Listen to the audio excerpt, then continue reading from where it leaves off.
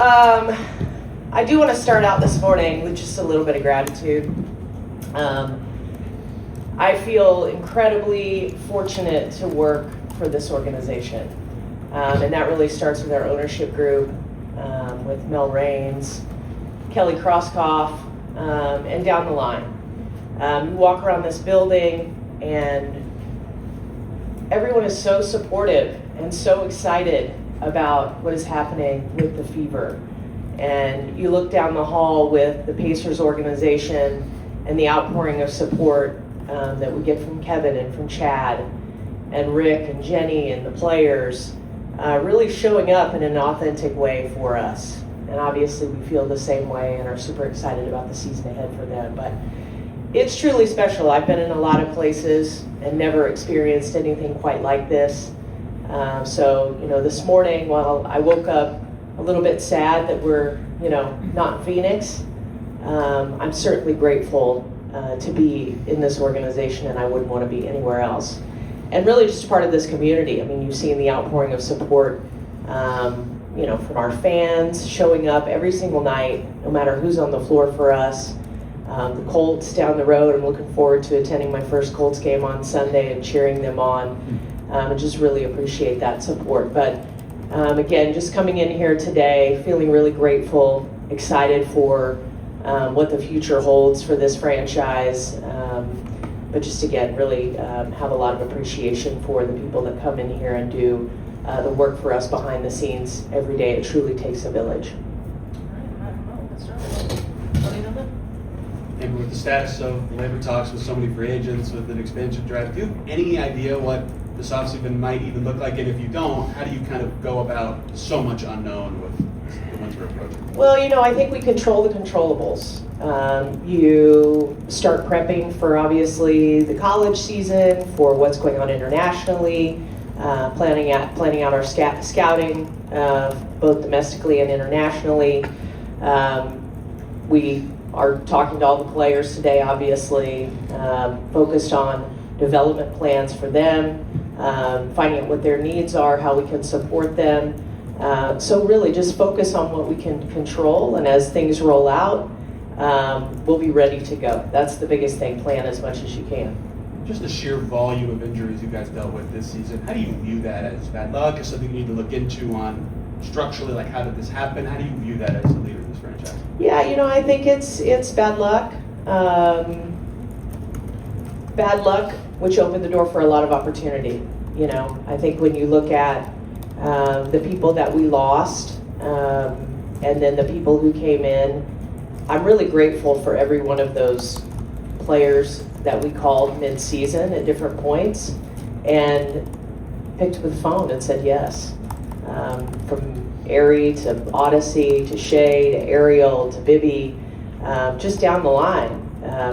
Each one of those players was excited to be a part of this and came in here. I was really reflecting on the flight home yesterday, going down the line at different moments for each of those players, the impact that they had at different points, and the big moments they had for us. So, I think it is just bad luck down the line, and we look forward to, hopefully that's our, we've hit our quota for several years. That's my hope in the grand scheme of this. Hi, Amber. Because of the injuries, it felt like you guys couldn't fully see the vision that you really worked hard to put together last off season. So kind of with that in mind, and with the fact that there's free agents everywhere in mind going into this off season, do you anticipate wanting to try and run back this group, or how much change do you feel like you get? How much change do you anticipate there might have to be, or do you like what this group's you were able to put together when everyone was healthy? Well, certainly disappointed that we didn't get to see more of the group that we put together playing together throughout the season. But no doubt there's something really special about this group. In my 15 seasons in the league, I've never experienced anything like this in terms of their connection. And that certainly, was a big part of getting us to, where we ended the season. There's just a lot of unknowns. I think when you look at our big three, I'm going to sound like a broken record from last year. The priority will be Kelsey Mitchell. and making sure she remains in a fever jersey. Wow, I mean, what a season from her. She laid it out all on the line. I think I saw a stat yesterday, she's missed 5 games in 8 seasons. Obviously sad the way that, it ended for her in game 5, but just tremendous, and will continue to be a focal point as we head into free agency. But yeah, I mean, a lot of these players will be in our plans, but again, with so many unknowns, it's hard to really define that until we get some structure around what that's going to look like. Lou and then to Chloe. This side. Yeah. Can you take us through the process a little bit of how you responded quickly when somebody got hurt? Like, what did you do? Did you have a master list of available people? Was it a phone thing, an email thing, constant? And you had to go through it, so you probably developed a system. Yeah. I think this is where the experience in the league pays off.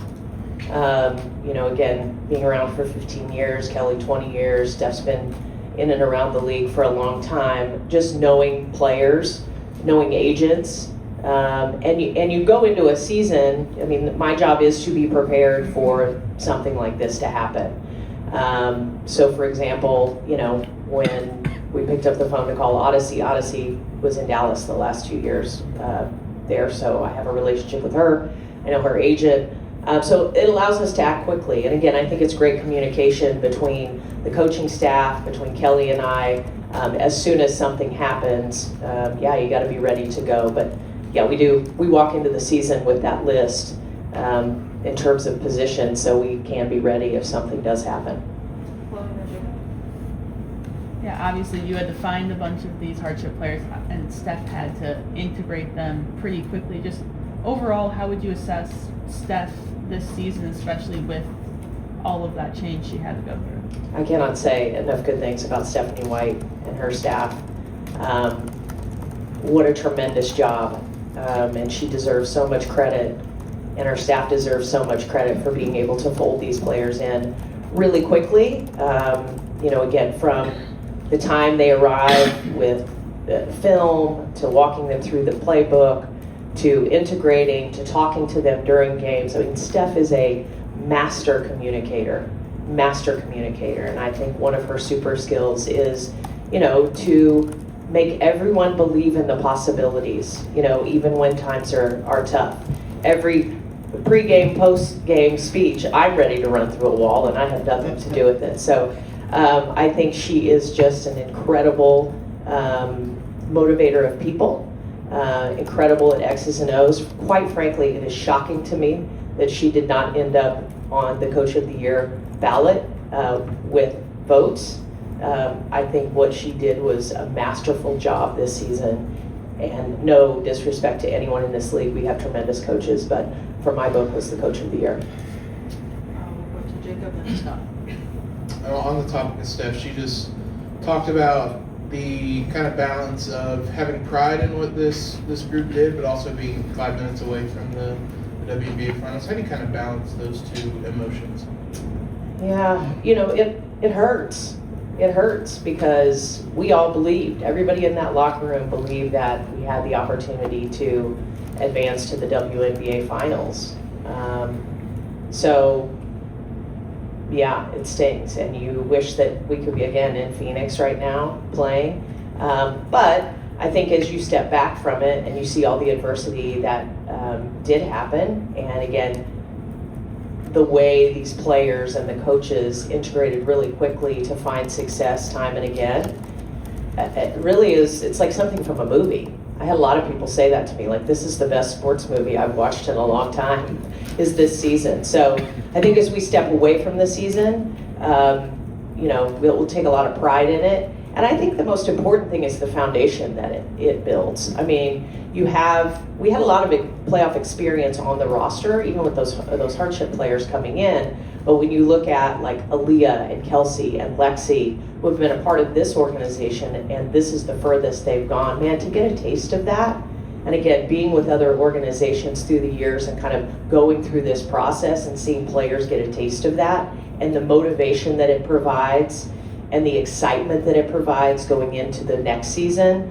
that's really where the juice is.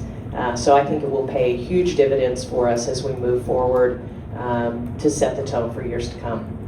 All right, these meeting windows are flying by, so we got time for 2 more. We're going to stop them out. With Caitlin specifically, what was it like just seeing her grind behind the scenes? She said, she probably worked more in the training room than she ever has on the court. What was that like, and the challenge of ultimately then having to rule her out and not see her back in uniform?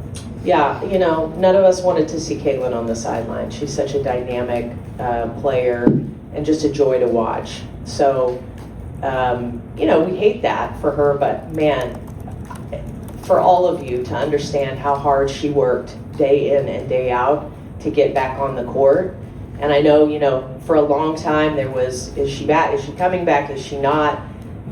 That was an open question because she was really trying. She was really trying. And we got to that last West Coast road trip and there just was not enough time for her to get back on the court. But nobody worked harder than Caitlin. Nobody wanted to be back out on the court more than Caitlin.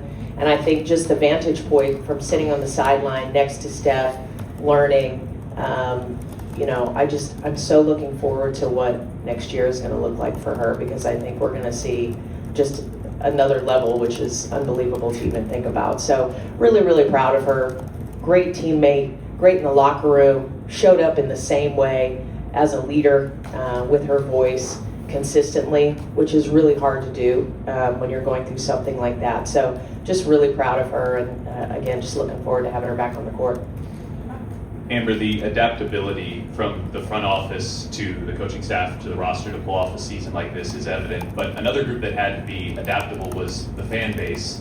I'm wondering from your perspective, as you watched kind of the Fever fans put their arms around any grouping of players that was out there, the playoff games, the environment there was evident too. From somebody in your perspective, what was that like? Incredible. It did not matter who was on the floor. To walk out into this building night in and night out and see the stands filled to the rafters is just a testament to this fan base and how bought in they are to, this Fever organization. And for those of you that were on the road with us at different points or throughout the season, that's across the country.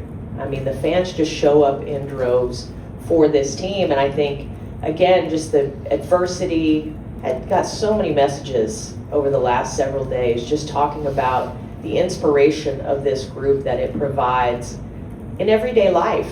Just when you hit a valley, don't give up. Just keep coming back and persevering and working hard, and wrap your arms around the person next to you and do it together. I think is something that will live on for a long time, and you could feel it in the city. And I've had a lot of people say to me, this team made me feel like I've never felt before supporting a team. And, that is just really, really special. And I think translated in them showing up and tuning in no matter who was on the court and wearing that Fever uniform. Thank you, Amber. Thank you guys. Hey, I appreciate the coverage. I really do. Thank you. Thank you.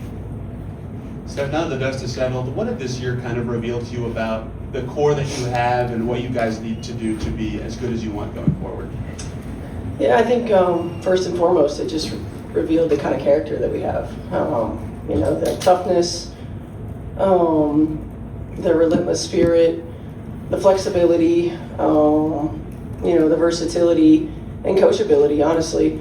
And I think laying the foundation of, number one, expectations, and number two, what healthy working relationship looks like, because all teams aren't the same. For our core group, I think is really important. And then learning what it takes on a daily basis to put yourself in positions for success. And what was the second part of that? Mostly. Okay. Would you, given the year you had with the injuries, with so much roster changing, personally describe this as the most challenging year you've had coaching? And if so, how did that, kind of change your day-to-day, what you did and the product that you put out on the floor? Yeah, I'd say so.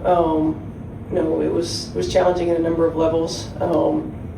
But with that challenge was also probably one of the most supportive, times that I've had, because oftentimes when we go through challenges, it seems like you're alone. and it didn't at all, throughout the course of this year. And it's really is a testament to the group that we have.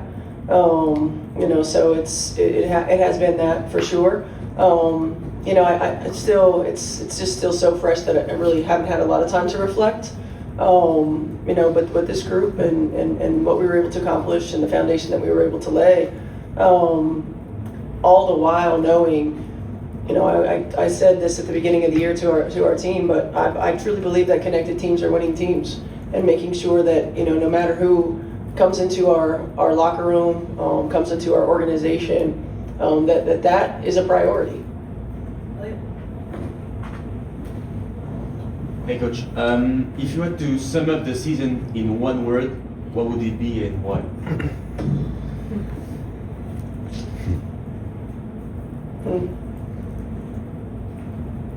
That's tough.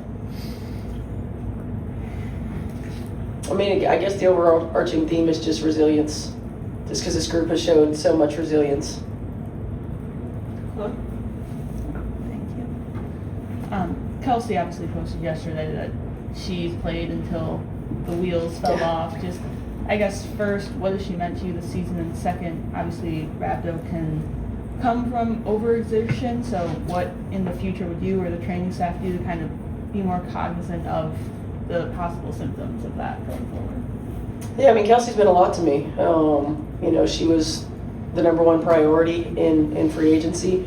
I've always admired, how she plays the game and what she brings to a team, and was certainly looking forward to an opportunity to coach her and work with her. I've watched her for a long time from afar, calling her games and certainly in the WNBA. She's just the ultimate competitor.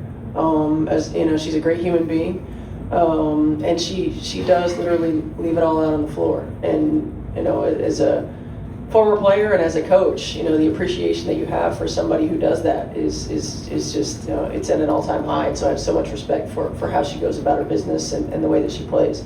As far as the health issues and things like that, I'm not as familiar with that. I think the most important thing, for me as a coach is continuing to remind players of the importance of recovery, hydration, all of those things. So, I'm still just learning about this. I think this is usually something we see in football, right? In the fall or in the heat when they first start camps and things like that. So I think making sure that we have an awareness, number one, and number two, that we're continuing to emphasize, from a coaching standpoint, hydration, recovery, and all the things that entail putting your athletes in position for success.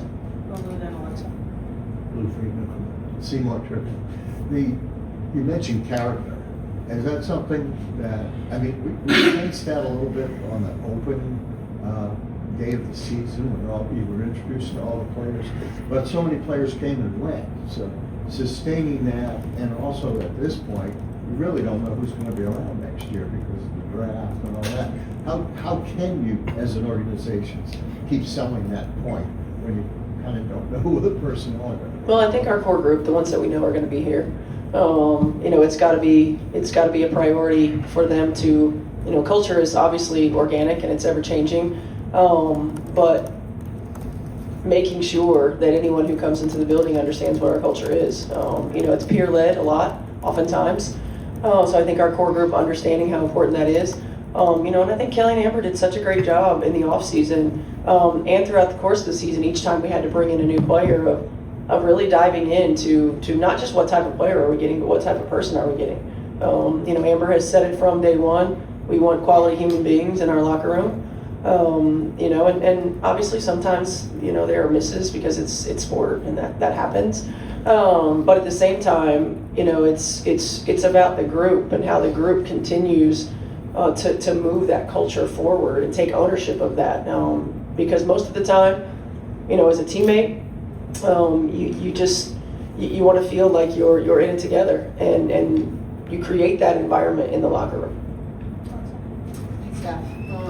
I guess I know it's all still fresh, but at this point, I guess how are you starting to think about approaching the offseason with Caitlin, both from a just getting her back on the floor standpoint with the recovery and rehab, but also just when she's back in the court, what that will look like, and try to get her back. Yeah, I mean, obviously those are some conversations that we'll continue to have with Caitlin, but, I think first and foremost, as she builds up her endurance, her on-the-court activity, making sure that she's healthy, and then continuing to move forward in terms of mechanics, number one, and number two, basketball. She's got to, at some point in this off season, play 5-on-5. It's going to have been a long time since she has, and so how we get that together, we'll have to see. We'll continue to have those conversations, but once she's feeling good from a movement standpoint, from a soreness standpoint, and then building back that endurance on the floor without losing some of those mechanical tweaks and mechanical improvements, then we'll start building back up. And it's a long off season, and she's had a long year from this point. So it'll be baby steps, and I think for us, again, the most important thing is that she's healthy before we really ramp up. Brian and Josh. Steph with Lexie Hull, she kind of seemed to find her shot there. I think it was at the game at home against Chicago when she really took off. What did you see from her just in terms of her improvement? Like, did she make adjustments to her shot, or was it really just as simple as trusting that the shots were going to fall as long as she continued putting in the work? And then also just her importance to the run and success that you guys had over the postseason? Yeah, I think it's a combination of things. Lexie came back, a much more aggressive, assertive player from Unrivaled. And was early especially and late, but she's just a hard player to take off the floor because of how hard she plays, because of the fact that she plays on both ends. I mean, she's not just an energy player, she's a toughness player. She does all of those things that you can't teach. I feel like her shot, oftentimes the shot's just a mental thing. And at various points throughout the course of the season, she was defended differently. She's defended differently when Sophie and Caitlin are on the floor with AB and Kelsey than she is when they're not playing. She's defended differently when Ari's on the floor and her speed and ability to get downhill and force people in rotations than she is, with Odyssey or with Shea on the floor. She probably went from 6-7 on the scouting report to 3-4. So there's a number of factors that go into it. I know that, from my standpoint, like I'm never worried about her shot. It always looks good. She always takes good shots. And as someone who played the game, the most important thing is that she stayed confident in that and continued to take them. Hey, Coach, good morning. What impressed you about how AB handled and approached the ups and downs of the season? AB's just solid and mature. I mean, she's just a mature human being. She gets the big picture. She understands. She just wants to contribute in a way that helps her team. I continue to say she was probably the most affected by all of our change, and she just continued to roll with it, and she continued to do what she could to impact the ball game, and most importantly, did what she could to impact our team. She's the rock. She's the one who keeps everybody settled, keeps everybody calm, manages situation. And I think you saw her continue to improve in different ways throughout the course of the year. And I expect that improvement to continue in this offseason. We go back to Pat.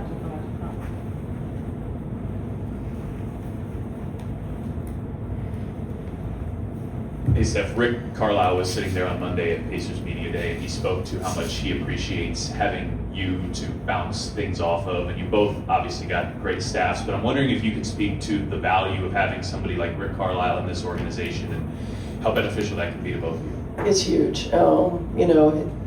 Continuing to get messages from Rick and, being able to have conversations, and of course Jenny's one of my really good friends.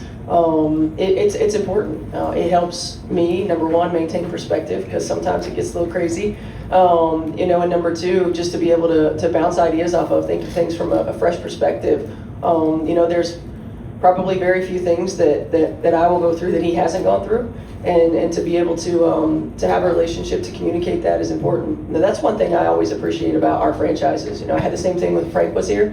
In fact, saw Frank in LA and continue to have that relationship. So I do appreciate that about this organization and our franchises, is that we do. There are always really good people, number one, and opportunities to bounce things off of each other and to continue for me to learn and grow.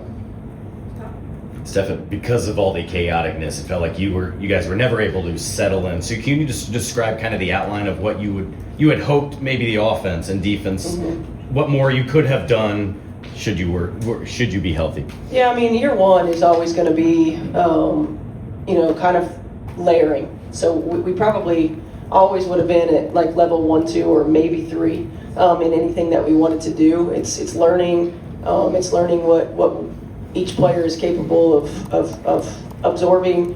But it seemed like we could never quite get to that level 2. Whether offensively, it's reads, changes in alignment, tweaks, complexity in action, or defensively, being able to mix up coverages, whether it had been on multiple players, scheme throughout the course of a possession. It was just, we were very basic. And then every time, we had an adjustment to make, we had to go back to being very basic. I don't know if it's true or not, but I feel like this group that finished the season was probably together the longest throughout the course of the year. Do we have any idea about that? It feels like it. So in the playoffs is when we were finally able to start tweaking a little bit of things. So my hope is that we get a lot of the players back, and that we won't be starting over necessarily, and then that we can continue to build layers on top of the foundation that we laid. Yeah, obviously you've been through a few off seasons, but this one seems like it has more unknowns with the new CBA, the double expansion draft. Just how do you, as a coach, navigate this off season with all of those unknowns kind of just looming? Really very much like I talked about navigating the entire season. It's like one day at a time. It's you get exhausted if you start thinking about the what ifs and what can happen. And right now it's about wrapping up what we've done here and communicating with each of our players, laying out foundations for the ones that we know are going to be back or anticipate being back, and things that we can do in the off season. And then rest, recovery, so that I can have the energy to do all the other things. So I think it's speculating about what's going to happen, what could happen. It's just exhausting. Probably would have done that 10 years ago. Right now, I'm just going to be where my feet are. I'm going to take it one day at a time. We'll have conversations. Certainly as a staff and organization. But until we know what direction we can go, it's just being in the moment. Time for one more in the back, Coach. Steph, just how remarkable was what this team did this year? Yeah, I think if you ask me in 3 or 4 weeks, I'll probably have a more in-depth answer, because I really haven't had time to process everything. But it even throughout the course of the season, it doesn't go unnoticed or doesn't escape me just how unique this group was. There are a lot of groups and a lot of talented groups that I've coached or been a part of that would have folded, right? That would have just used every excuse in the book to not put ourselves in position to be successful or to make excuses, and this group didn't. And it seemed like every step that we took, whether it was unknown or not, and whether it was a good result or a bad result, they allowed us to push them a little harder, push them a little further, challenge them a little bit more, and all the while, the entire group, we loved on each other. I mean, look, we went through some real human emotion throughout the course of the year. I mean, seeing your teammates go down, seeing some things like that, it hits you. And you have to process that in order to be able to move forward. I think as coaches, certainly for me, I can't speak for everybody else, but part of the ability to just be in survival mode and problem solving mode is what kept us going. Your adrenaline keeps you going, and yes, it's the job, but number 2, it's like when you're putting really good people in positions for success and they're giving you everything that you have, it is your job to find out, and you want to find anything and everything that you can do to put them in those positions for success. And so, being able to be in problem-solving mode kept me going. Again, I think when I have a chance to sit down and really reflect, on this, you can look back and probably think it's pretty incredible what we did. But as competitors, you're you're 5 minutes away from the WNBA finals, and that sits in a very uncomfortable position the entire offseason. Caitlin, what's the status of your health right now, and what specifically injury-wise between the ankle and the groin was it that prevented you from coming back this year? Yeah, honestly, I've been working really hard to get back to full health, and I feel like probably over these last couple of weeks is when I've probably started feeling my best. Obviously, my ankle kind of didn't allow me to really see where my groin was at. It was, I think, my second full court workout back when we were in, I don't even know what month that would have been, but I just went to kind of make a move, and unfortunately my ankle like completely rolled all the way forward, and probably one of the worst sprains I've dealt with. But just tried to stay positive the best I can, and but I honestly feel like I'm in a really good spot. And people don't always realize, I mean, people that are kind of in the basketball world, or whether if you're in other sports too, like when you're injured, it's honestly more work than when you're playing. So I've spent so much time here in this building this season just trying to get healthy, and trying to kind of just get back to 100%. And honestly, I think that if I never was, I obviously played that game in Connecticut, and that's where I kind of felt some more pain in my right groin, and then obviously had some tests and other things done, and there was no decision of like, this is the end of my season. I had full intention of returning, and I think in a way that was probably positive for me, because that's how I approached every single day. I came in here like I was going to play, I was going to get back out on the court, and it probably would have been even more devastating and crushing knowing that I was never going to be able to put my uniform back on for the rest of the season. But you just approach it like every single day, you attack and get better, and it'll be the same for me going forward. Like, that work doesn't stop, and I think I've had really good perspective on it all, and that's probably what I'm most proud of too. Obviously, there's been a lot kind of going on this week. What? You might have heard some things. Wanted to see after Nafisa's comments and what she alleged that Kathy Engelbert had said specifically about you, what your thoughts were on that, and have a follow-up.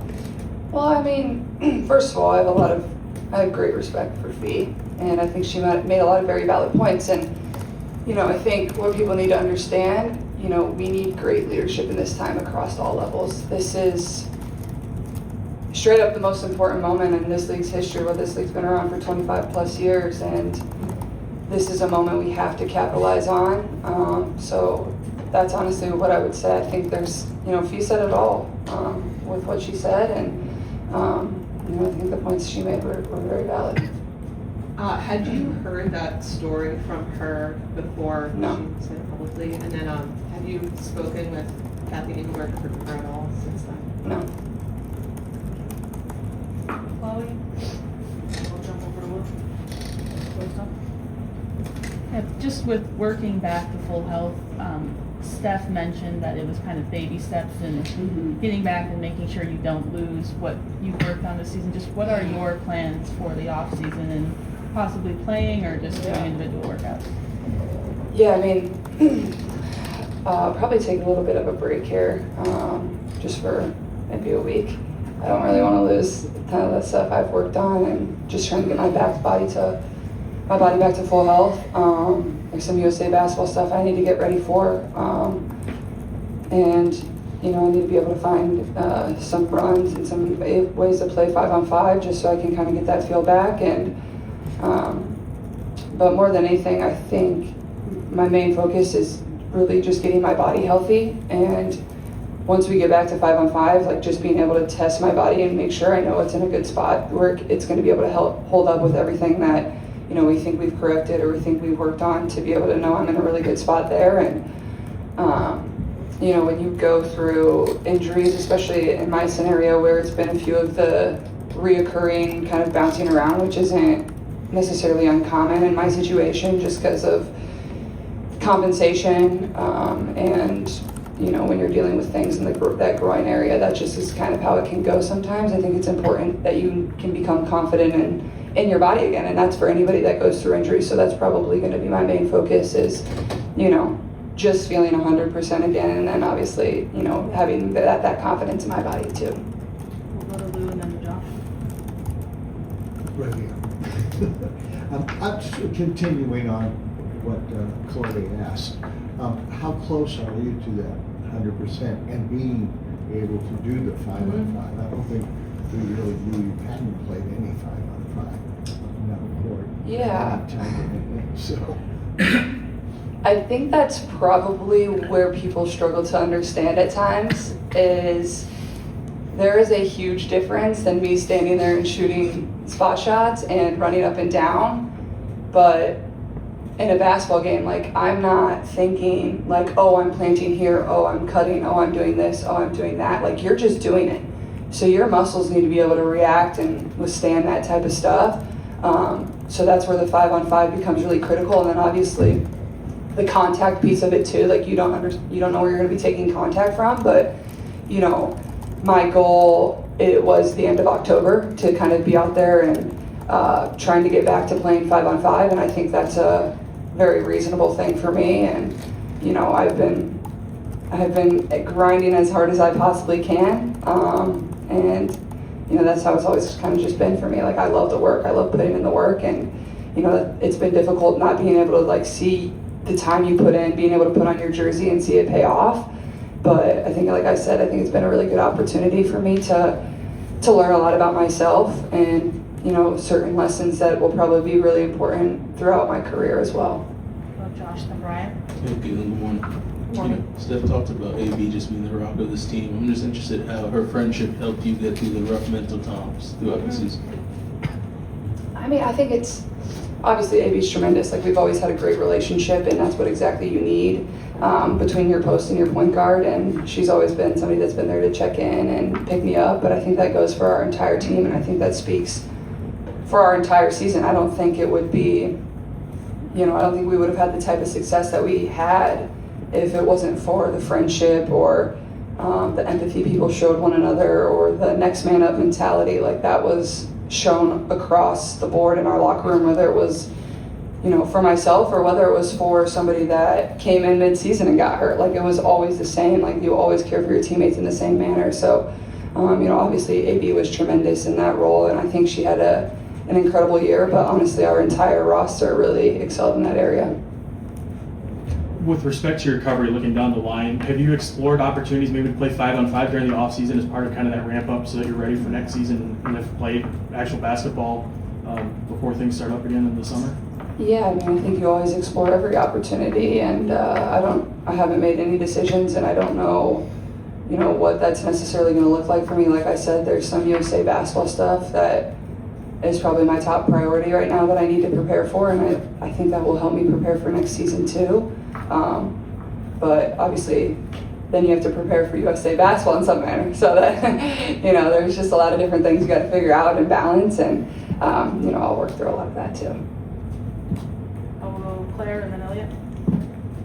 With you know, FIBA playoff run, Pacers playoff run, WNBA All-Star, NBA All-Star, all here in Indy. Tell us what it means to you to play here and what makes Indy so special. Yeah, I mean, this place is incredible, and I think you've heard so many people talk about it over the course of the last few weeks, whether it's the Colts, whether it's Pacers, whether it's been our players. You know, it's just incredible. It's, in a way, it almost feels like a college, like a university. Like, all the teams are supporting each other, and like, you don't get that in professional sports really. But like, you have that here, and I think that just speaks, like, I always say, like, obviously I'm from Iowa, like Indianapolis, I understand it's a big city, but it doesn't really feel that way to me. Like, it's a very close-knit group, like everybody supports one another, but then you have the professional sports teams, and that's what everybody's most passionate about here, and that's what I love about it. You know, people really show up. This is a lot of these fans, like, these have been their teams since they've been 5 years old. This is all they've known. These are the only teams they've cheered for, and you know, to have this type of success across the board. Obviously the Colts have had an amazing start to their season, and Pacers run last year, and then everything, we've been able to persevere and, you know, reach the WNBA semifinals. Like, it's a really special time in this city, and you know, I can't imagine myself in a better place, and just really fortunate to have, you know, made different friendships with different athletes across the city, and just have the support from not only the city but the state as a whole. Go Elliot and then Brad in the room. Try to jump to Hey, there. Sorry. I'm French, by the way.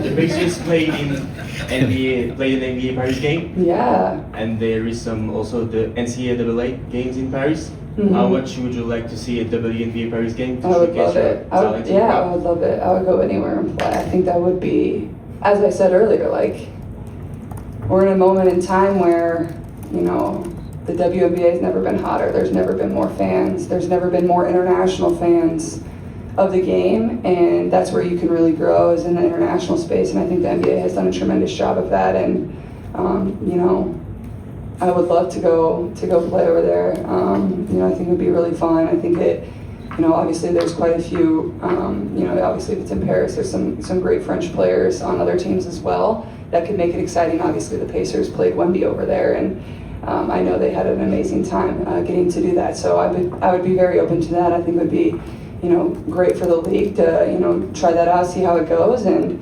I'm pretty positive it would go well. So I would love it. Brett?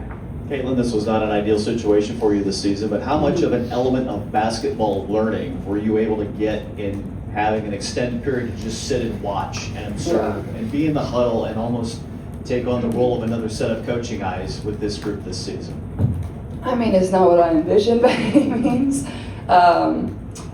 but you know, I've talked with a few people about this. I think, you know, when I get a few years down here in my career, like, I think this is a moment in a season I'll look back on and be like, this is why I am who I am today. And that's obviously probably pretty challenging to think in that way right now, but I truly believe that. And, you know, it was hard sitting on the bench, I'm not gonna lie. There were certainly some hard days, but, you know, I think it taught myself how to be a really good leader and how to be a really good teammate and how to empathize for your teammates in certain situations. You know, when you're in the heat of battle, your emotions are high, and you know, you feel things differently. And I think when you're on the sidelines and you don't have your jersey on, you can observe and really watch people and learn about people. And, you know, I don't think it was so much for me like the basketball. I mean, like, obviously you learn about basketball. That's always how I've learned. I've been a basketball junkie. Like, you watch games, you watch the NBA, you watch college, you just have basketball on. That's the best way to improve your IQ, but also to learn about people and ask them questions and watch the way they operate. And for myself, getting to do that with my teammates, I think, is probably the biggest lesson I learned. And just, you know, how can I show up every single day and, you know, pour into them and be there for them, but also, you know, going forward down the road, like, if I have a teammate that's injured or hurt or going through a tough moment, like, I know I will always show up for them and be there for them and check in on them, because it is an incredibly isolating thing, and you don't realize that until you go through it. And, you know, everybody says it, like, but you don't feel it unless you go through it. So I think all of that is probably what I learned most. We're gonna jump over to Zoom, go to Malik Andrews. Caitlin, I'm really glad to hear that you are on the mend here. I'm not sure how to turn on my camera, so I'll just keep going. It's all right, We've can't heard see from a lot of anyway. players in the last couple of days that more good leadership, great leadership is what is needed. I'm curious, in your mind, what is great leadership? What do you hope happens from here? I mean, I think over the course of my career, and obviously you always want to become a better leader.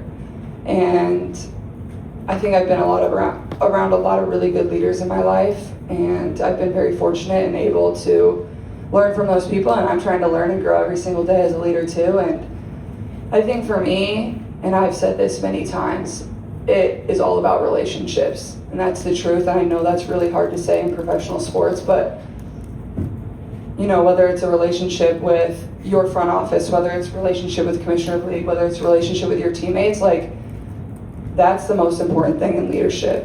Why would my teammates want to listen to me if I didn't have a relationship with them? Like, I think it's the most simple thing, and you have to be very intentional about seeking those out and understanding your teammates. Like, everybody in professional sports comes from different walks of life, and you have to be able to know why they are who they are. Like, I think that's super important, and being intentional about that. So I think that's something I try to continue to improve in my daily life every single day, whether it's obviously, you know, as a part of the Indiana Fever organization, or whether it's as a friend or a family member. You know, relationships are very important for me as a person. So I would just say, you know, for me, I would say the most important part of leadership, whether that's the WNBA, whether that's corporate America, I think it comes down to relationships and really caring about the people you surround yourself with. I should have been more specific. That's what you're hoping for from the league office when you say great leadership. You're hoping for that relationship-based great leadership. Sure. All right, we'll go one more on Zoom with Maddie Kenny, and then we're gonna probably wrap up in the room with Brian. Hi, I just wanted to follow up on a question that Alexa asked about, you know, what Fee said, the story involving you specifically, and your popularity as a player obviously skyrocketed when you were in college and you had a lot of NIL opportunities and stuff. So I guess, when you heard that, like, what was your reaction? Because it came off a little dismissive to your own brand and like your own individual brand power, I guess. I think that's probably the way in which the league has probably changed over the course of the last few years. You know, these kids and what they're making in college these days is pretty insane. It's honestly probably more than what I made. Obviously, a lot has changed even since I've graduated. So I'm not 100% up to date on the exact numbers of what college kids are making. But, you know, obviously I was very fortunate after my freshman year of college. That's when I began working with, you know, different brands, and, you know, began working with Nike, and, you know, everybody knows my first NIL deal was with Hy-Vee, the greatest grocery chain of all time, based in Des Moines, Iowa, baby. So best chocolate long johns around. But, you know, I think that's the way in which, like, you know, young women are coming into this league now with that type of, you know, I don't even want to say it's money, but they're beginning to build their brands in college, and then they're bringing that to the WNBA. So I think that's just the way in which the league has changed and will continue to evolve. And, like, back to my main point, you know, like I said, we are in the biggest moment in WNBA history. There's no denying that. Everybody knows that, and everybody that's in a place of power has a true responsibility, and even myself, we have a responsibility to make sure that this game is in a great place going forward with the CBA, and, you know, caring for our players, and, you know, building this league to make sure it's in a great spot for many years to come. Because you all know I grew up as a huge fan of this league, and I'm going to do everything I can to make this the league that, you know, a 5-year-old, a 10-year-old, a 15-year-old, a girl in college is really proud of, to come into and to be able to put a WNBA uniform on. And, you know, that's what they dream of, and then hopefully they can accomplish that goal, because that's exactly who I was, and that's, you know, really at the end of the day, like, I hope that's what my legacy can be, is just how I impacted people to be able to maybe want to be in the WNBA, but to really just achieve whatever they want to achieve. Sorry, I went on a little bit of a tangent there on your question, but yeah, that's all I got for you. Last one, Brian. Lexie Hull and the way that she kind of found her game a little bit offensively there later in the season. I'm curious what you saw from her just in terms of her development and how she adjusted to the way teams defended her. Yeah, I mean, I think Lexie is, obviously, as you guys know, she's one of my good friends, so I don't really have many bad things to say about her. But every team in this league should want a Lexie Hull type of player on their team. That's just, never once have I seen her be disappointed in the amount she played. And I was here at the beginning of last year when she was getting DNPs, and was the exact same person as she is right now. As, you know, probably she turned into our third option offensively because, you know, we lost so many players, but also, like, she embraced that and she worked for that and she wanted to be in that moment. And you know, I think she's really flourished and her game has improved quite a bit. She's always been such a tenacious defender, and obviously you all know she's had some back troubles throughout the end of this playoffs here. And I'm like, Lex, like, you just play reckless. Like, you're gonna, like, I was holding my breath those last few games, but that literally just sums up the type of person she is. Like, she's selfless. Like, she's gonna go out there, she's gonna lay it all on the line for this team. There was never a doubt in her mind if she was ever gonna play a game in the playoffs where she had pain. Like, she was going out there and she was going to play. There was no question, and that really just sums up who she is. And you know, we're really fortunate to have her as a part of our organization, and I hope it's like that for many years to come too. All right, we're going to wrap up there. I know there's a lot of questions, but I've already got Caitlin about Thanks, guys. late for her next meeting, so make sure you listen to Life of a Showgirl tonight. And yeah.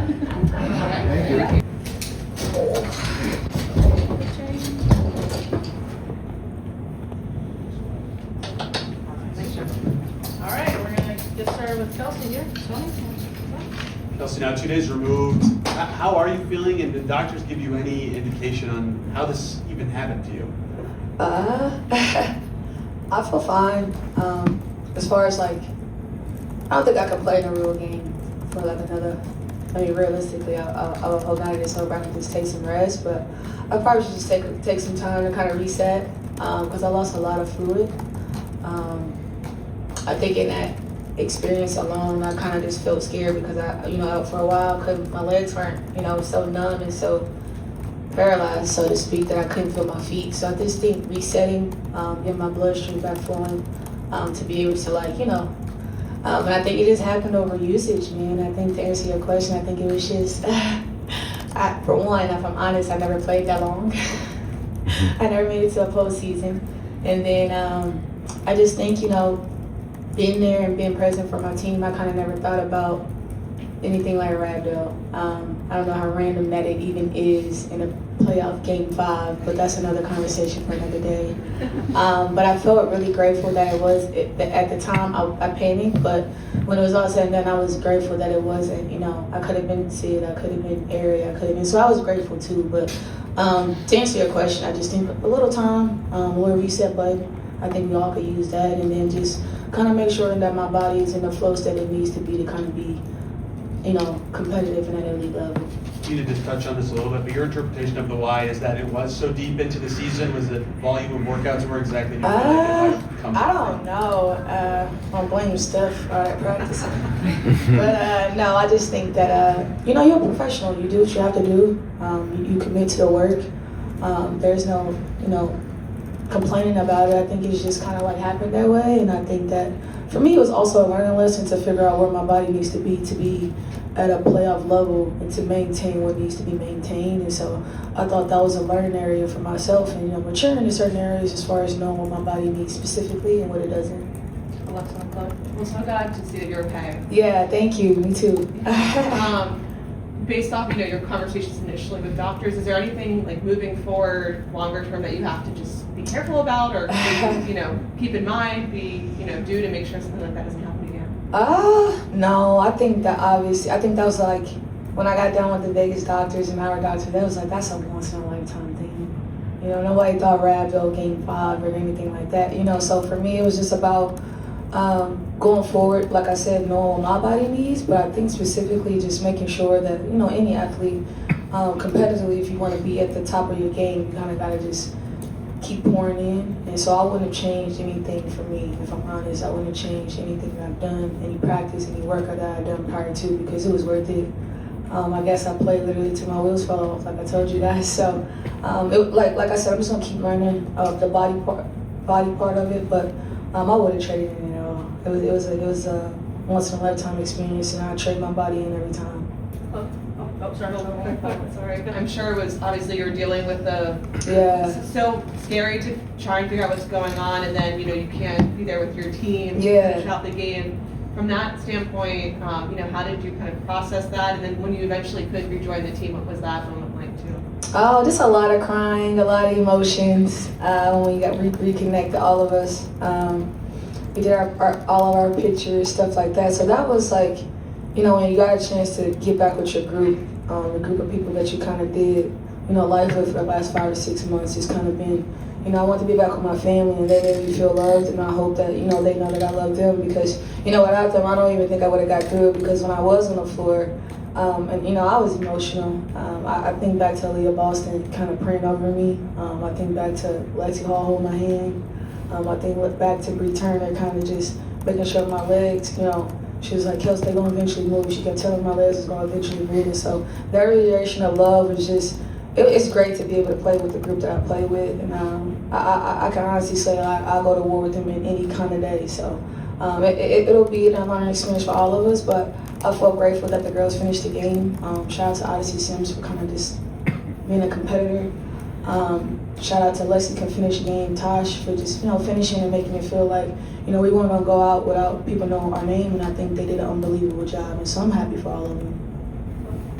Yeah, a lot of talk around the postseason was kind of just pushing through and kind of pushing through the fatigue. Yeah. Were there some symptoms possibly of the rhabdo that you thought were fatigue? But I think back to it, and I can honestly say that, at the time, it was that time of the month as a woman, and so I thought like it was just cramps for a while, and then I felt like my stomach dropped to my legs a little bit, and you guys gotta think I had just hit a 3, and so I didn't even, I'm like, all right, I'm just, and then, obviously you guys saw the video, I just like my body locked, like I just couldn't move, I couldn't and when I fell on Isaac, I felt so bad for him because I was like, maybe he don't even know what's happening. But it was an unbelievable experience. But I think that I think back to it. I think a little fatigue already settled in based on our travel, based on playing game 4, leaving the next day to game 5. And so I took the proper, treatment. I did everything that I would normally do. I just think, life happens. Couple specific questions. First of all, it looked like you refused the wheelchair. Heck yeah. Tell us about that. No, we're not doing a stretcher, man. On the funny side, I was like, walking out here on the stretcher is just not going to happen. Not doing that. And I was like, if you guys just get me off the floor so they can finish the game, I'll be fine. But I don't know if you guys saw my feet, but they were like dangling because I had no blood flow. And so me getting put off the court was just an act of God, really, because I couldn't lift my legs to move.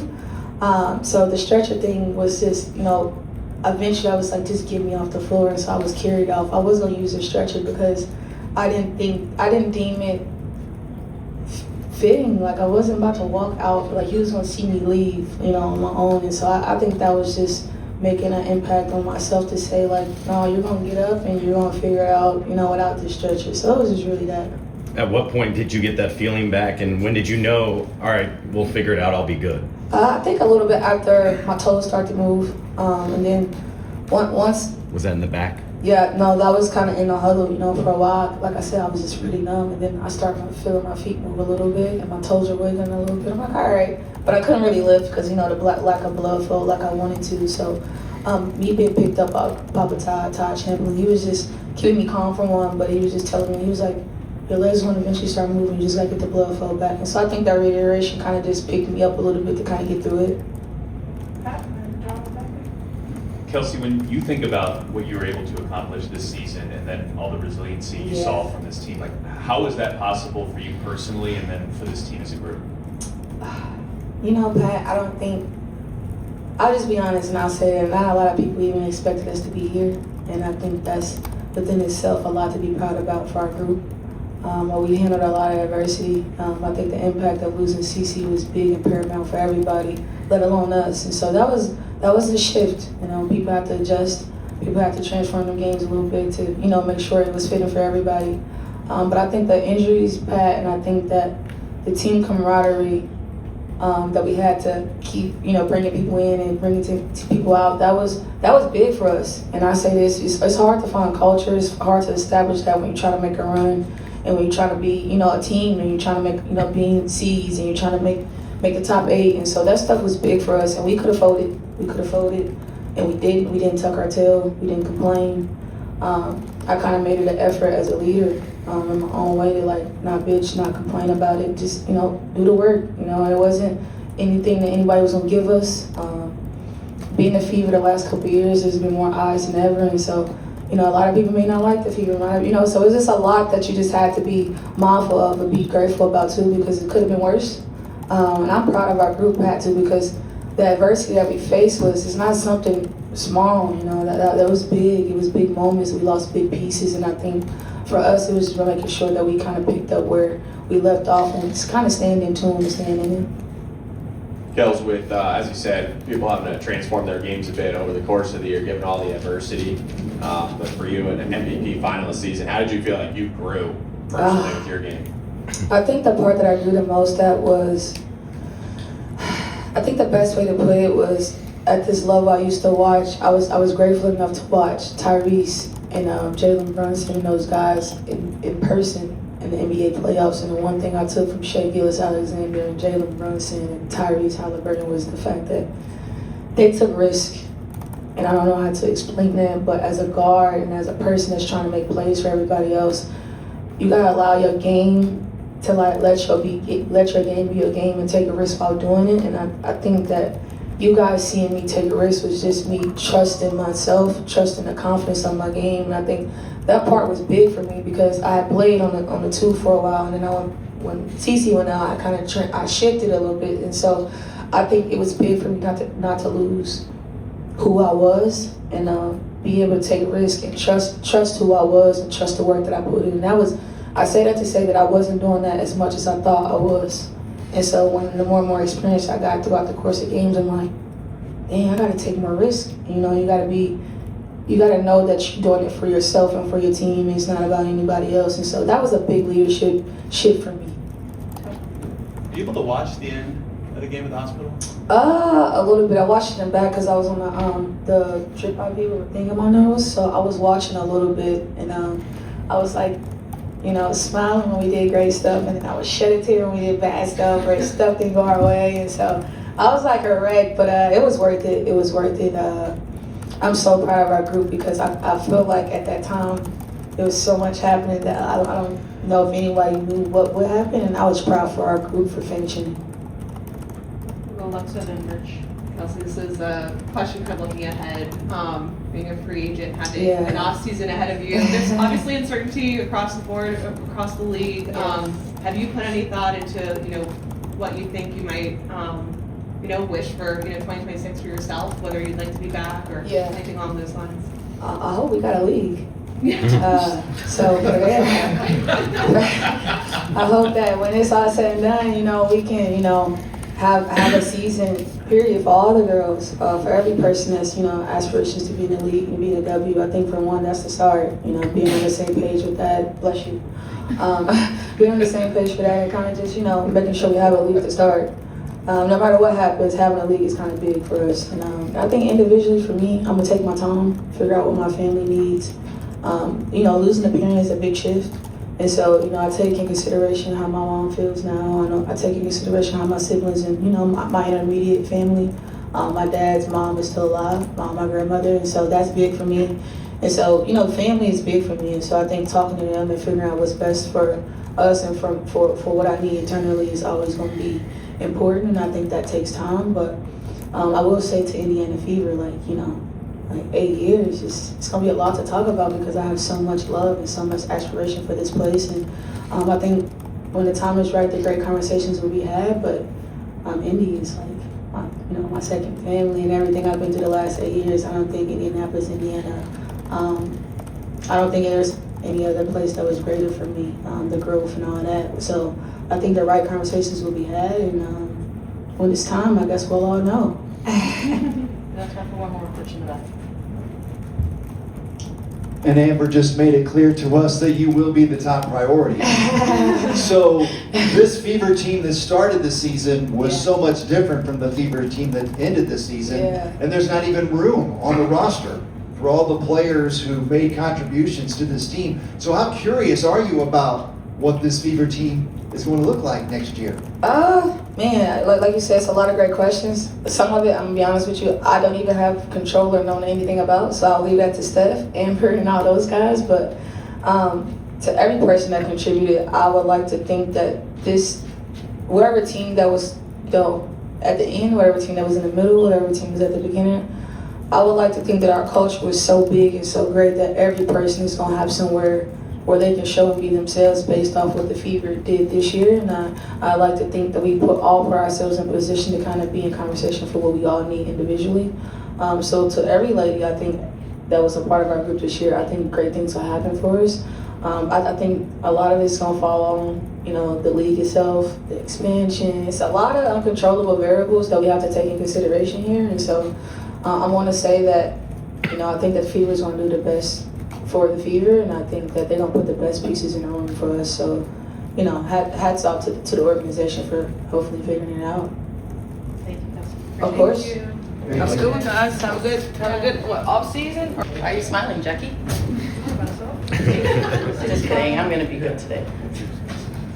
All right, Okay. who wants to get us started with some? We'll do it, let's go. Thanks. A little while ago, Amber said that she said she's been hearing from people talking about The Fever, that this is the best movie they've watched. Oh, no. Because of everything that happened, and you're in the middle of it. I mean, can you see what they were talking about, and how do you feel about a comment about that? Yeah, I think what happened to us this season, you don't see in the span of someone's whole career, yet alone one season. And so for us, I think we're all pretty exhausted, to be honest. It's season just ended, but this season was amazing in so many ways. The love in the locker room, the way the fans embraced us, people from all over the world reaching out to us. It was truly awesome and inspiring, but it was also a season from hell, and hopefully this never happens again, because I think we are exhausted, when it's blow after blow, a whole bunch of other things going on, it's exhausting. And so for us to kind of be able to finally take a deep breath and know no one else is going to get injured is a huge break for us. Sophie, you said after Game 5, I got a lot on my mind. Oh boy. What particularly, in what direction was your mind racing at that juncture? I mean, everywhere. And I'm going to be good today. I am, because I'm just tired of our league. They need to step up and be better. Our leadership from top to bottom needs to be held accountable. I think that there are a lot of people in the position of powers in the WNBA who they might be really great business people, but they don't know shit about basketball, and that's got to change. I said I was going to be good, and I just messed up. But I do. I think everyone's frustrated when NBA players from that side of things are reaching out to us, just like in awe of how terrible it is. Like, that's saying something. That is absolutely saying something when your counterpart is feeling bad for us because of how we're getting treated. I mean, come on. And that's from leadership. That's from, I'll just leave it there. From our leadership, it's just bad. When fans and players, especially players, when we're competing at the highest level and it's like a battlefield out there, when we're agreeing on the court because of how awful the officials are, like that's saying something. Like, listen to us. We're not going to come for your heads, but I think there is room for improvement to change the criteria when the whole league is asking for it. But when the leadership isn't doing anything about it, why? And so I think there's just frustration. The game's not fun to watch because everyone's just trying to kill each other, because that's how you're going to survive. Otherwise, you get injured. I don't know. It just sucks. Our game is changing, and yeah, we want it to be physical, but at the same time, like, you still want to watch good basketball. And when they can't get that under control, it's not fun. I want to keep you off your good streak, but you said no anything about basketball. Is there anything to that beyond officiating to you, or is that mostly? Say what? I'm sorry? You said that business people but don't know anything about basketball. Is that a critique beyond officiating, or is that mostly where that? No, I think it's officiating for sure. I think that there's room for improvement there when people are reaching, why is that a foul, or why is that not upgraded, or why is it not a foul? Well, the criteria says, the criteria needs to change, clearly. And I think that's kind of where, people are in position to change that, but they don't know basketball. Like, yeah, you've been around the game, but you haven't played. And, maybe that's on us players that after we're done, maybe we try to move into those positions so we can make the next generation better, so we can improve the game even when we're done. I don't know what that looks like, but I know that definitely needs to change. I think there's so much else, especially when it comes to the CBA, that our leadership on that side is just very poor. Very, very poor. And I think you guys, Nafisa hit it right on the head. I don't think I really need to go into detail, but that's just coming from one player, and that's probably 1% of what she knows, right? So just imagine what the whole league really knows what's going on behind the scenes. Hard to pivot, but where are you at health-wise? Did you expect you'll really be ready? good. Do you think you'll be ready to go at any point this offseason or by the start of the year? Oh, hell yeah, man. On a real note, I'm feeling really good. I definitely have turned a corner in my rehab. Feeling really good. And honestly, mentally, I'm doing well too. it is exhausting. You're just can't do anything physically when the games are going on except for encouraging and motivating and feeding confidence into your team. I'm just so proud of us for the continued fight. Honestly, the rehab room has been pretty fun because it's packed in there. So I'm glad I don't have to do that alone. But I'll be able to, really kind of get going in January. So it could have been a lot worse. So I'm thankful that it was just my MCL. But my rehab, I just had my doctor's appointment and I'm progressing quite quickly. And so I'm really happy about that. But I'm so bad at being patient, so I'm ready to kind of get going. Yeah. Kind of when it comes to getting going, you posted after Game 5. I knew you were going to say that. That, we're coming for everyone next season. Is it your hope that you stay in Indiana and come back? I have loved being here, and I don't think that's news to anybody. I think that just being back in the Midwest and being around girls who you truly do love, like I've been in the league for 7 years and I've never been a part of a team like this. And so when you've been through this type of season together, when you're invested in each other's lives outside of basketball, of course you want to come back. I'm definitely going to be entertaining other teams, other offers, but my hope is that I've had a great time here and I'd like to continue that. But I also think with the new CBA, there's a lot on the line. And so I might be blunt, but I can't just not look at other opportunities. Not to pivot back, if you don't mind. It's totally fine. Kind of on the note of the CBA, how much are you aware of where things stand with talks and kind of what's your kind of impression of where things stand now? And then I'd follow up. Yeah, we have a big call this afternoon, and I think that's going to give all of us players a much needed update. I have kind of just been locked in on getting healthy, to be honest, and making sure our team is where they need it to be. And so I've kind of pushed that off to the side. I think a lot of us have kind of at this point of the season. But now the season's done, it's time to lock in on that. And I do know that the league came back and really gave us nothing. And so, there's a potential lockout because I promise you that we are not going to play until they give us what we deserve. And that's kind of where it's headed, unfortunately, which would be the dumbest basketball decision business-wise ever, considering the momentum the W has right now. Is that a call just with all players or? Yeah. Okay. Kind of second question, Saul, you comment specifically on the allegations of what Kathy said about Caitlin. Yeah. Didn't know if you wanted to expand on that or? I think it is pretty self-explanatory. Not really a fan of our leadership in the W. I just think they're failing us as a league, definitely failing us as players. And, everything Nafisa said, we all feel that way, and we're all going to back her. And I think it's pretty strong coming from her. I think a lot of us have been saying that, but when it comes from someone to that caliber of a player, that we're being serious. And so my comment on that, I think it's pretty shameful that she always makes it about her, Kathy, when it should have nothing to do with her. Can I get my mic back? Thank you.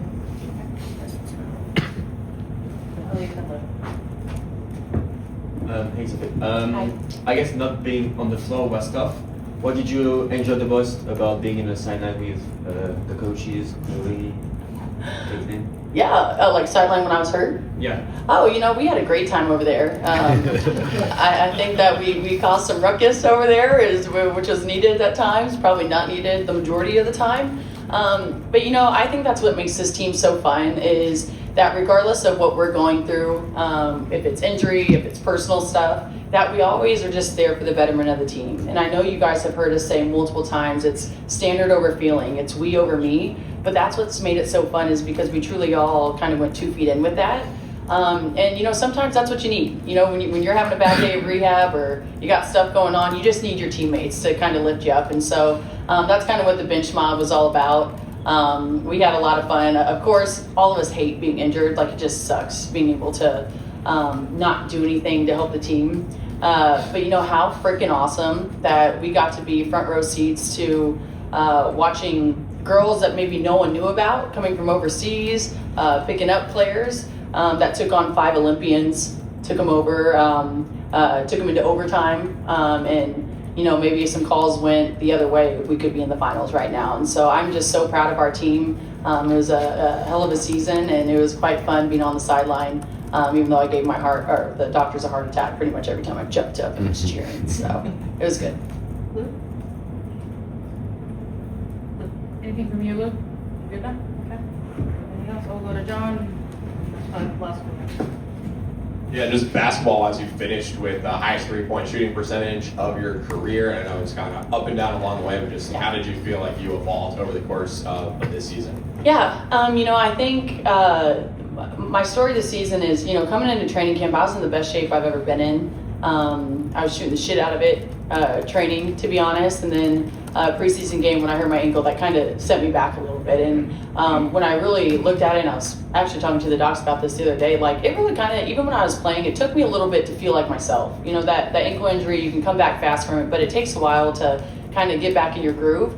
And so I definitely think that when I came back, I wasn't myself yet, but when I really was healthy this season, I think I played pretty well, and I did what I was supposed to do. I'm a shooter, and so when you have people around you who are going to get you the ball when you're open, and all you have to do is make your shot, I think it was pretty fun, to be honest. But then it got injured, and so my mindset truly is to get healthy. And this off season is going to be probably one of my best ones. I'm just so excited. I'm so motivated. I had a hell of a time when I was out on the court playing with these girls. And so I really don't know truly what the future holds. I don't know if I'm going to be back here, but I do know that my time here so far was pretty fun. So.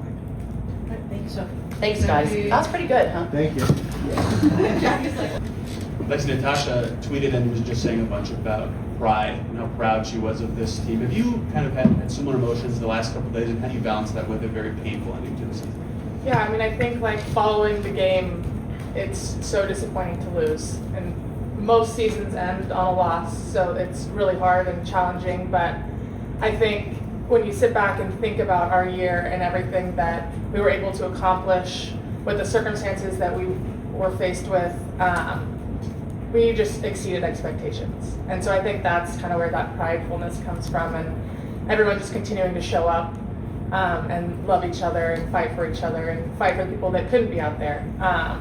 So yeah, I think proud is like the biggest sentiment following the season. This offseason's very uncertain for the entire league in general, but you're a free agent for the first time. Have you thought about what free agency might look like for you if you'd like to do that?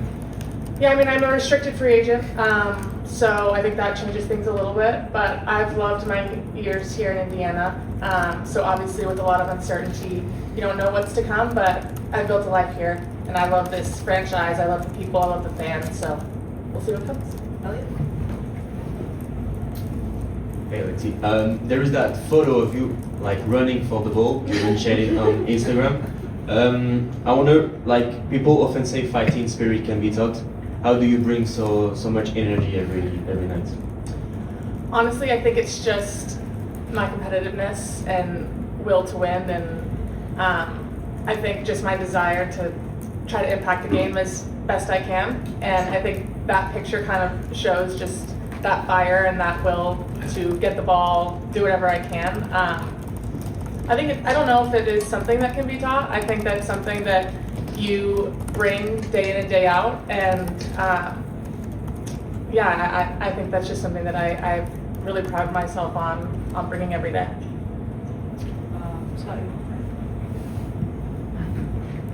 First of all, just how's the back in general? It's better. I'm excited to sit down and not do anything for a little bit.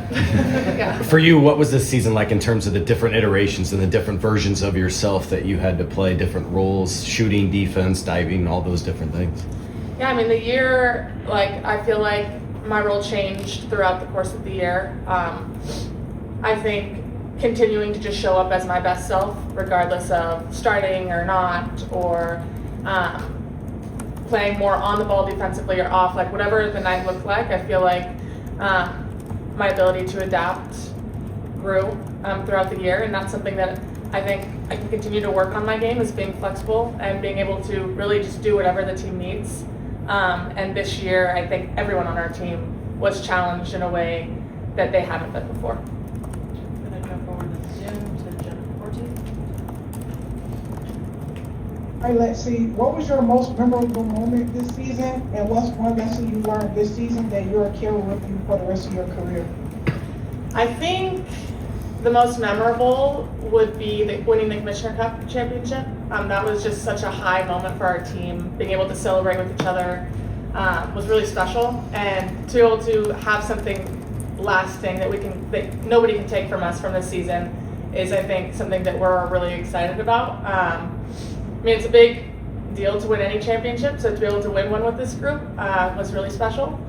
And I think moving forward, just every single thing we faced, I think, is something that we won't forget. Like the injuries, the playing through playing with groups that we haven't even practiced with for the first time in games. Like we were faced with so much uncertainty. So I think there isn't like one pinpoint game where I'm like, I'll remember that game. It's almost just all of these circumstances added together.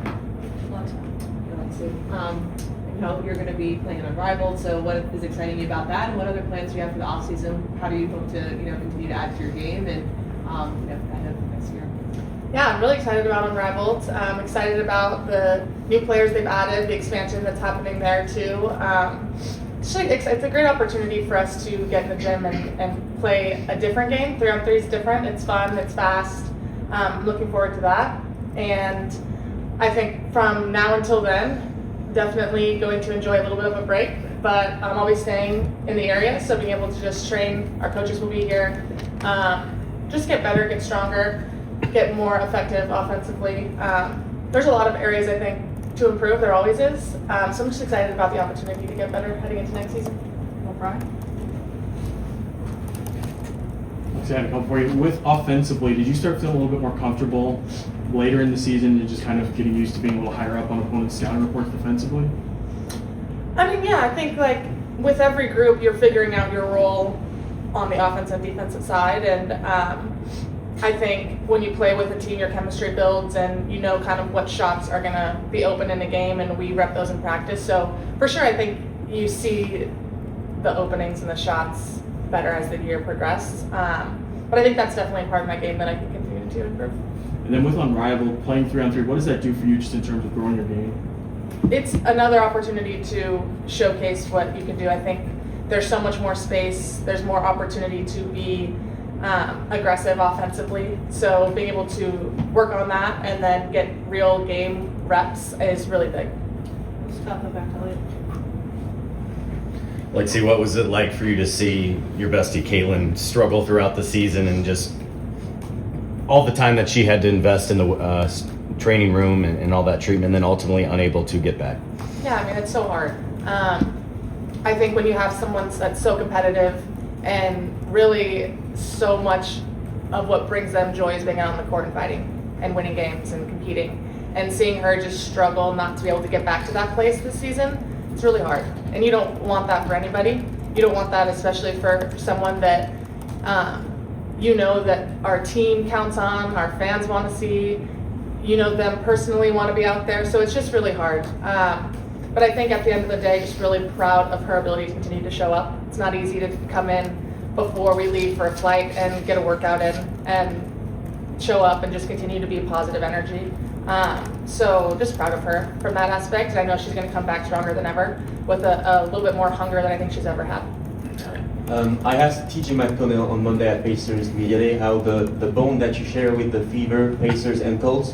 What can you say about that?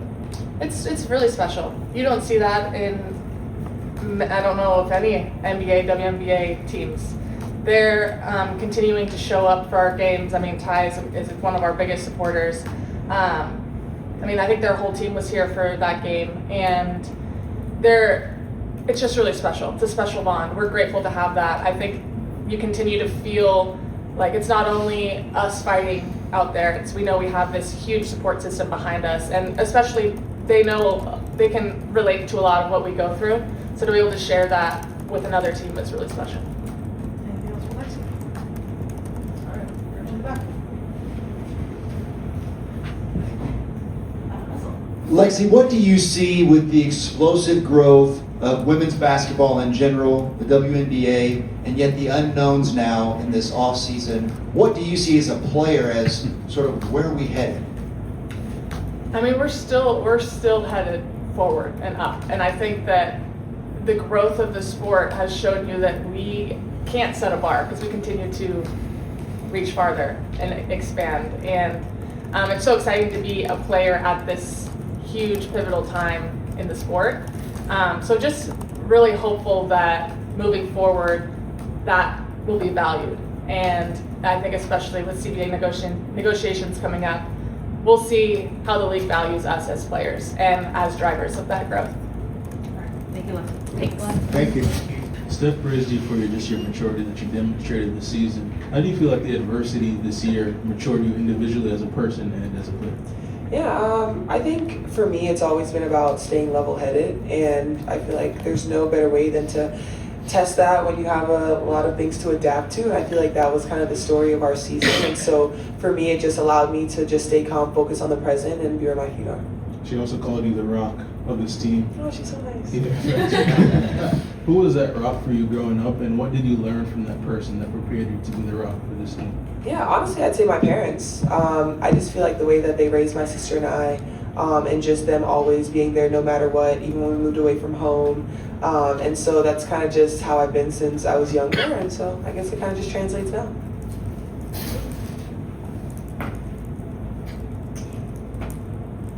The phrase, we over me, where'd that come from? And how did it evolve during the course of the season? I guess as you lived it. Yeah.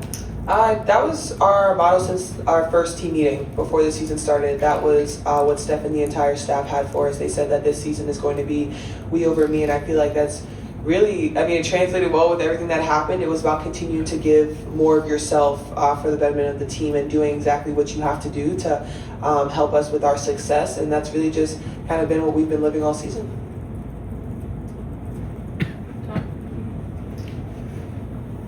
We talked in past seasons about the adjustments to point guards and getting off of social media at times for your own mental things like that. This year, it didn't feel like those parts came up as much. How much stronger do you feel like you were mentally for this whole season compared to your first 2 years? Definitely a lot stronger, but it still was something that I did, like getting off social media, not really looking at a lot of things, because no matter what, people always have their opinions. And so for me, I felt like I started off the season super strong, playing some of my best basketball. And so being off social media, not being able to see what people are saying really helped me. And honestly, I just kind of stayed on TikTok, and that was pretty much it. How much did the team that you had and the internal support that you guys have all talked about all season help with that part of it? Oh, everyone was such a big piece. I really enjoyed coming in here, playing basketball, being on the court, being off the court with the Fever girls. It was just a whole different vibe. We were just so happy, and so no matter what was happening on that court, I even think back to it, like even sometimes some games where we came in after and it was a tough loss for us, like the coaches, their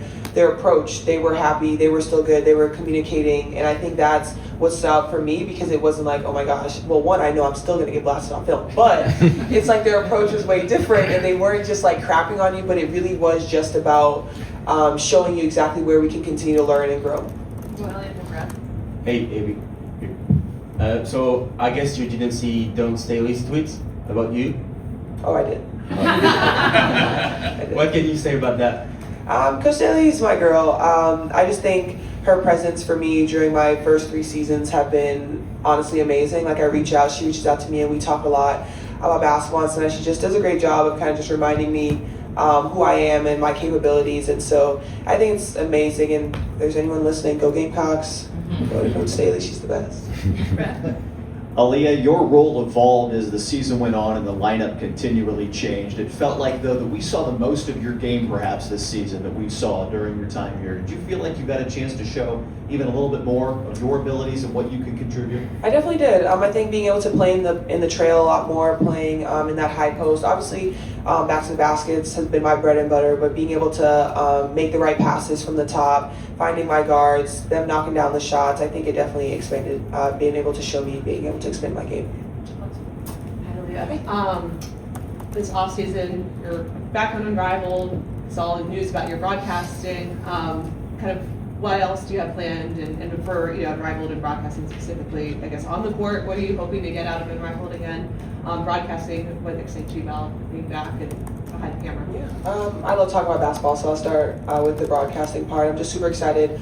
I think it's always a great opportunity for me, so being able to just see the young talent that's going to be coming up and talk about them and hype them up, I feel like that's my favorite part. And when it comes to Unrivaled, I'm super excited to be back. I think just last year, being able to work in that space, being able to show a little bit more of my game and then let it translate into the W season, I'm really excited for. Do you want to follow? You're obviously still under contract with the team, but this team, the whole league, there's so much uncertainty with free agents abound.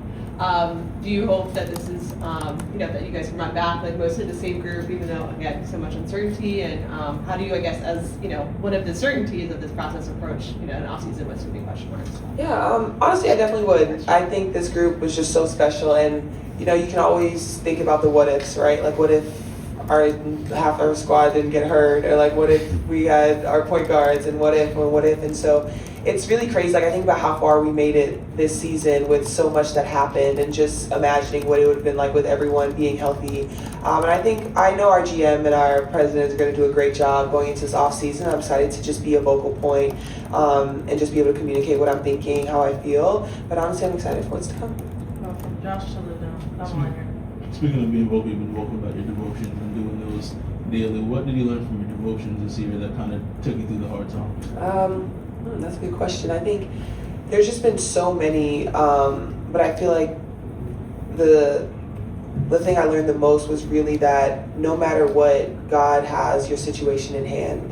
And I remember sometimes too, after people got hurt, especially when Sid and A both went down in Phoenix, I just remember, like, I was crying, I was super emotional, and then my devotions the next day it basically talked about things happen, and sometimes God lets things happen because he wants to be able to show you that he's going to bring you out on the brighter side. And that was something that held me pretty strong throughout the entire season, because no matter what happened, we were in a game 5 in the semifinals. And I know it didn't end the way that we wanted, but this season was just so amazing for me, and it just continued to show like God's mercy and faithfulness over this team no matter what. I was struck by the fact that when you went to Connecticut, you actually walked to Boston, to the State House there. And, we always talk about South Carolina's influence, but never hear much about Worcester. So I don't know how you got there in the first place. That's where I'm from. So what was that like for that appearance with the State House and being honored there by the government there? Yeah, it was honestly super special because obviously I moved to Worcester when I was 12, and so living in Worcester, being in Boston, basically raised me. Like, my aunt raised my sister and I from the time I was 12 until I went to South Carolina. And so Boston and Worcester has always been a super important part of me growing up. My first AU team, I played out there, and so it's just been a crucial piece for me. Natasha Howard, just if you could speak to her importance specifically from that kind of leadership standpoint and just having that veteran presence specifically with you. Yeah, Tasha's been great, seriously, the entire season, just always in our ear, always talking to us, always motivating us. And I think just her presence on the floor alone, the way that she communicates, I feel like that's the best thing, is when you have a vet that has one that has been so successful in this league, be a constant communicator. Like, I would not change that for the world, especially going into year 3 with like a whole new staff and preparing myself for that. She was honestly a perfect piece. I'm going to jump over to Zoom. Jennifer, go ahead. Aliyah, Hi. if you could send one message to the league about the Fevers going into next season, what would it be? What message to the league about the Fever? Yes. Be ready. Be ready. I think this year we showed a lot about what we're capable of, and we didn't even have our full squad at full strength. And so that's it. Be ready. Oh my gosh. Josh, And what's been your most memorable moment this season? Ooh. Winning a lot more games this year. Making it to the semifinals. I definitely say that. And honestly, just being with such a fun and positive group. Hi. Okay. Obviously, Indy loves sports, especially basketball. Is there anything you'd like to say about what it means to you to be able to play here, especially after this past season? Yeah, Indy's amazing. I think the way that the fans come out and they show out for us every single game, not just for us, but for all the leagues here. It's so special, and I wouldn't trade it. Next, John. AB, I know after Tuesday night's game, you said thoughts for next season start tomorrow or yesterday.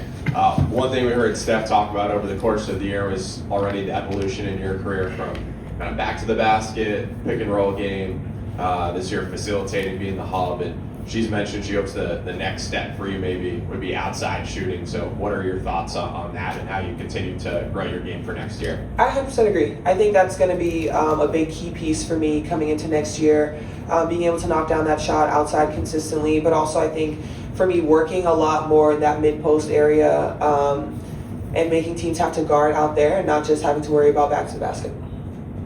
Anything else for Leah? Scott, back to Josh. One thing I don't think we ever heard negatively was about ownership and accountability and all that stuff. Why do you think that really emanated from a positive standpoint and everybody was a willing listener or leading when they needed to? Yeah, I think our owners, our GM, our pres, like everyone when it comes to the Fever continues to pour in and they know what we need to be just such a successful franchise, and I think they just do a great job. Communication's always open, they always love to hear from us, and vice versa, and I think that's just what makes this group so special.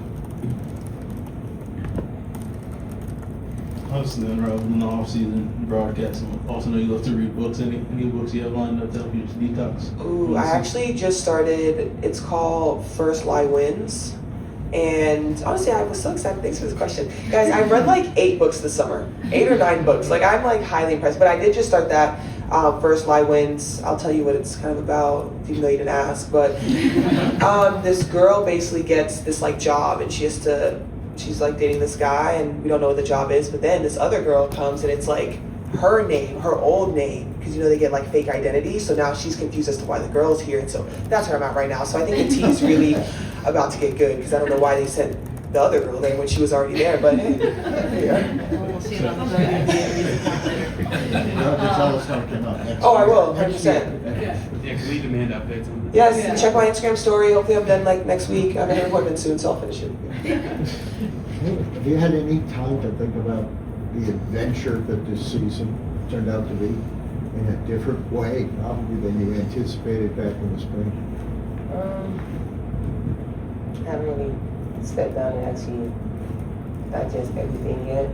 So, but I have to say that I'm really proud of this group, how we overcame so many obstacles, injuries. A lot of people didn't know that we were going to make it this far into the semifinals, but we proved a lot of people wrong this whole season with the injuries that we had and also the new pieces that we brought in as well.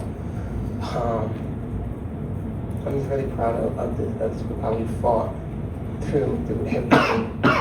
And I'm just really proud of it, really grateful to be a part of this group and these amazing young women. How will you remember kind of this season and the levels to it? And then more to that, Steph referenced how you guys were just obviously just 5 minutes from the finals, all things considered. How will that sit with you this offseason?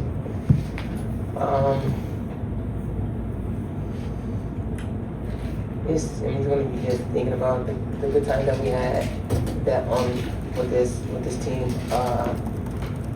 and this group was special, very special.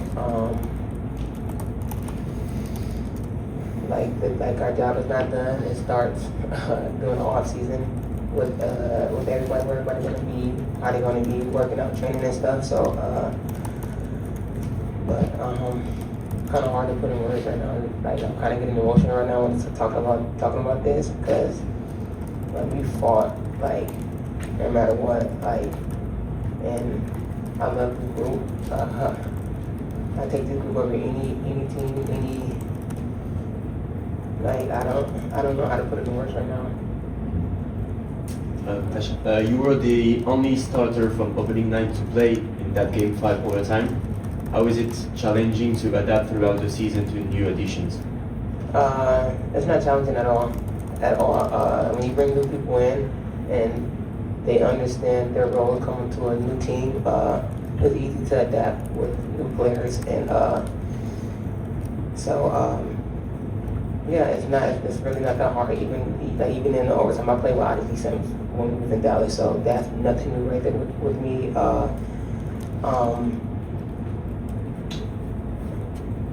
Yeah, so it's not hard to adapt with new people coming in. You posted right after Game 5 and said proud there. You just said it a bunch in your first answer. What specifically about what you guys did is everyone so proud of, whether that's proving people wrong, exceeding your own expectations? Why specifically are you all using that word so often? Because we've been through so much in the beginning of the season. Cece went down, next thing you know, Sid went down, Sophie went down. Like, it was just like a ricochet of like our players just getting injured. But like, we all stood together, we fought together, and like, none of us never took anything for granted. Things probably aren't meant to happen. Like, you know, we can't predict what God had planned for this team, for this group. So, but at the end of the day, like, we all just proud of each other of what we did collectively and individually as well. So, but at the end of the day, like, we're gonna always say that we're proud of each other because we put in so much work to stay together, to overcome so much negativity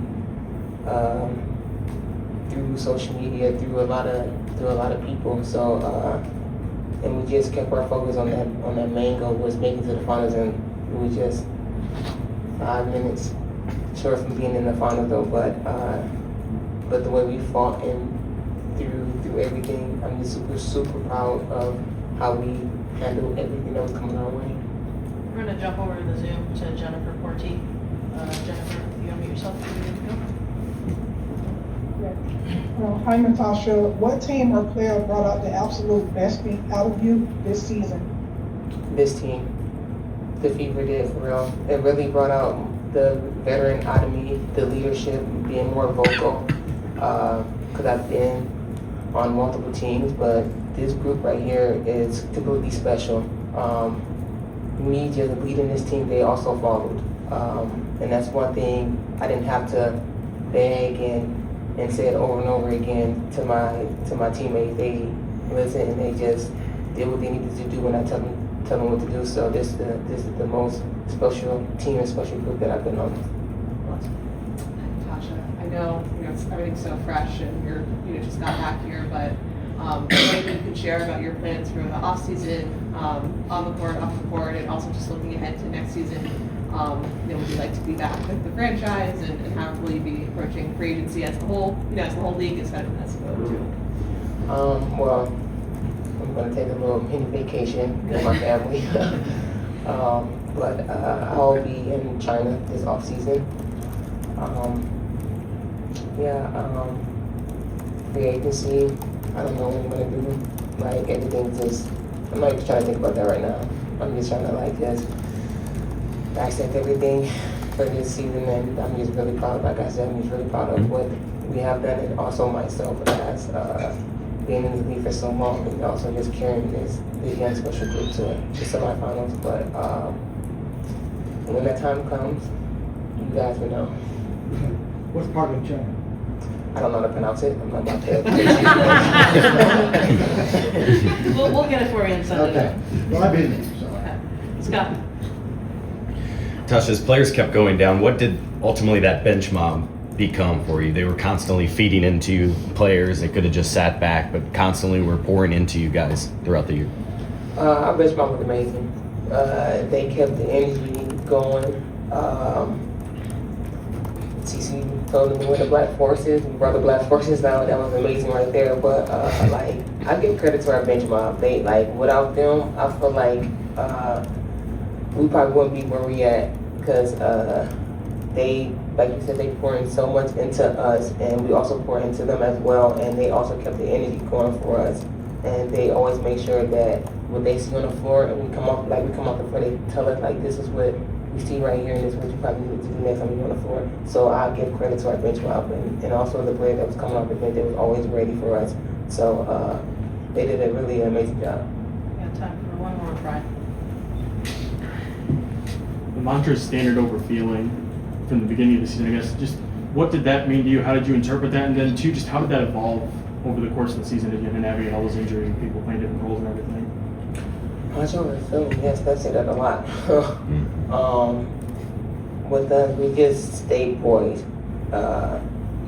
When it came to like our feelings, because you don't want to wear your feelings on your sleeve when it comes to like a lot of things, because it could go bad or it could go good. But with us, like we took how we felt, we turned it into a positive energy, a positive fireball that's in deep inside of our gut, and we pour everything out how we felt on the court, and we left everything out on the court when it came to like our feelings. Like we never brought it into like our locker room or anything like that. We just poured like how we felt. We just took it out on the court and took it out on our opponents. When you say feelings, is it sadness from seeing teammates go down? Is it stuff from outside life, or if you could just expound on the feeling side of it?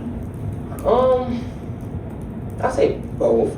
Like it just depends on how people feeling. Like, but like when we was having our teammates getting injured left and right, that poured more into like our feelings. Like we would like see like this cannot keep happening. So how we was feeling when it came to that, like we turned it into like a positive thing, and we turned our mindset of like this is what we're gonna do. We're gonna fight for each other.